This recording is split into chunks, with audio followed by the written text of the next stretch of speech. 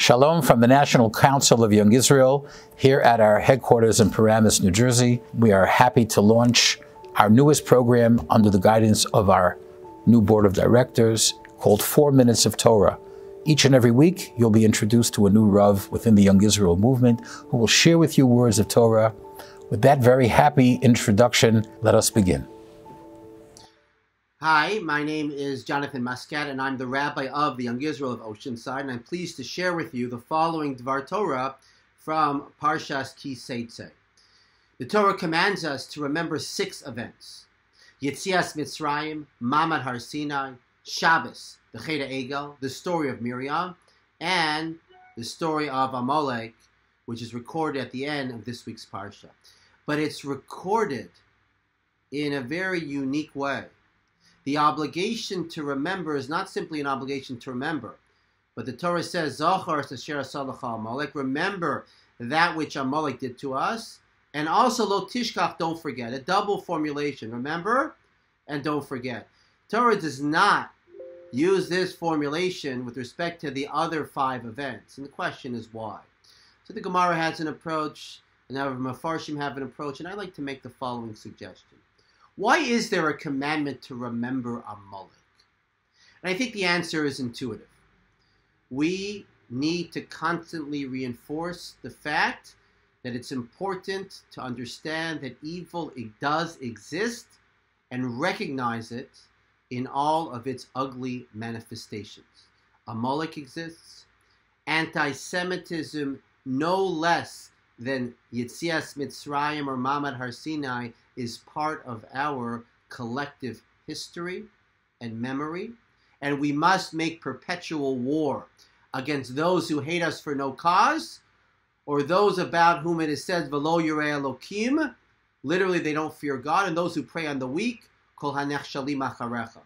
Zachor, always remember, always understand Amalek, always understand terrorism when you see it. Don't sugarcoat evil by saying, no, they're only freedom fighters. No, they're only anti-Israel, but they're not anti-Semites.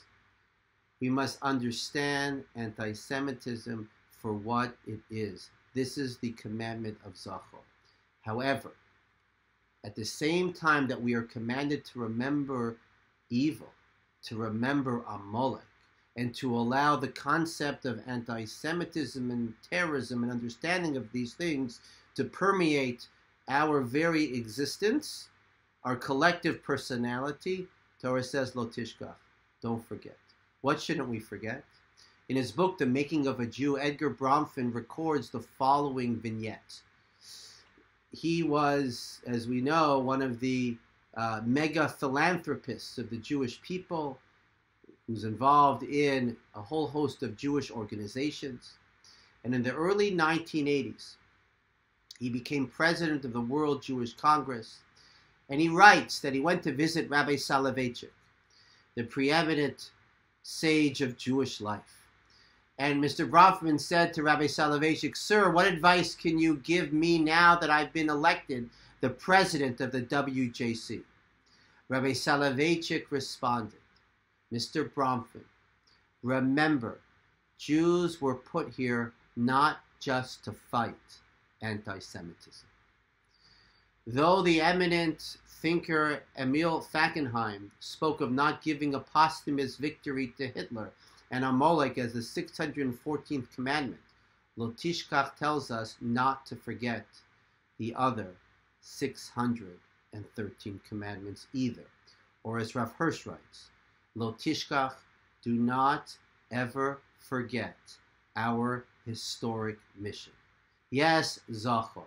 Yes, remember the evil, constantly remind ourselves of the threats around us, but Lo Tishkach.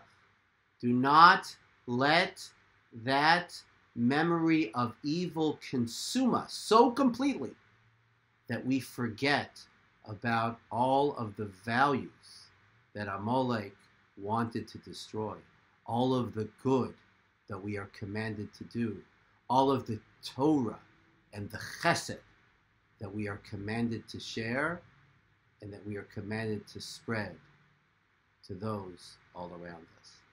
Have a wonderful Shabbos.